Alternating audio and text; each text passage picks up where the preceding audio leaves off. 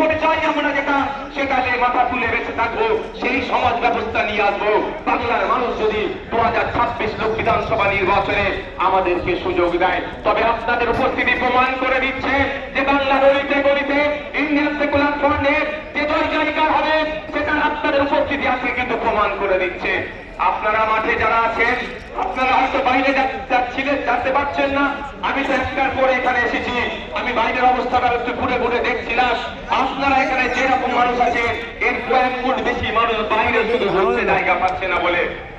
আপনাদের ঘোষণা অনুযায়ী আমি গত বছর ঘোষণা দিয়েছিলাম, আমরা বলেছিলাম আমরা চেষ্টা করবো কলকাতায় ব্রিগেডে করা, কিন্তু আমরা যখন অ্যাপ্লিকেশন করেছি আমাদেরকে জানানো হয়েছে এই সময় এই আর্মিদের কোন একটা ট্রেনিং চলছে, সেই 5 মাস পর্যন্ত ব্রিগেড ময়দান দেওয়া যাবে না। সুতরাং আমরা করতে পারিনি, আমরা এখানে বুক করেছি।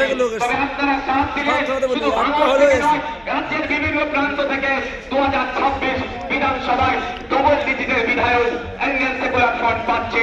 তারপরে আমরা আশা করবো এবার আর্মিদের ট্রেনিং কখন আছে সেটাও প্রয়োজনে দেখে নেব। তার ট্রেনিং এর ফাঁকে বা ট্রেনিং এর পরে আপনাদের সাথ নিয়ে আবার আপনাদেরকে নিয়ে করাবো অধিকারের জন্য। বন্ধুরা, আজকের এই অধিকার সবাই বিভিন্ন বিষয় ছিল, অনেকে চর্চা করেছেন। আমি টু দা পয়েন্ট এসআইআর নিয়ে একটু বলতে চাই। আপনারা যারা শুনতে চান একটা হাত তুলে দেখান তো, এটা হাতটা তুলে রাখুন, হাতটা একটু তুলে রাখেন। অসুবিধা হচ্ছে না দেখানো? অসুবিধা হচ্ছে না তো?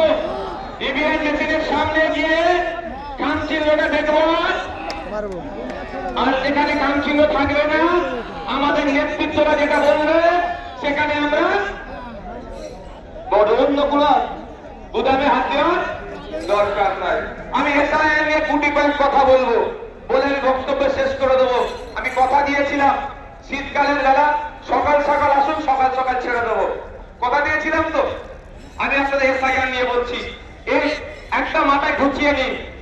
এই এসআইআর যে সমস্যা তৈরি হয়েছে, এই সমস্যা তৈরির পেছনে দুটো রাজনৈতিক দল সম্পূর্ণভাবে দায়ী। তৃণমূল বিজেপি মিলে এসআইআর নামক সমস্যাটাকে তৈরি করছে ইলেকশন কমিশন অফ ইন্ডিয়াকে সামনে রেখে। তাই আমাদের যেভাবে অহেতুক হয়রানি পেরেশানি করা হচ্ছে এর জবাব আমরা ইভিএম মেশিনে দিয়ে এই তৃণমূল আর বিজেপির বিরুদ্ধে আমরা দিয়ে দেব। আমি প্রমাণ দেবো আপনাদের, প্রমাণ ছাড়া আমি কথা বলি না, আমি প্রমাণ দিয়ে দেবো একটা একটা করে। যদি আপনাদের শোনার এনার্জি থাকে আমি তাহলে শোনাবো। এনার্জি আছে তো ভাই? তাহলে আমি শুনাবো। এটা পোলটা খোঁজা দরকার। সাপ হয়ে কামড়াচ্ছে আর ওজা হয়ে ছাড়ার চেষ্টা করছে।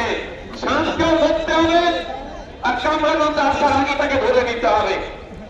আপনাদের মাঝে বলে রাখি, 2021-এ নির্বাচন পার হয়েছিল সিএ এনআরসির ভয় দেখিয়ে। সিএ এনআরসি করে দেশ থেকে তাড়িয়ে দেবে।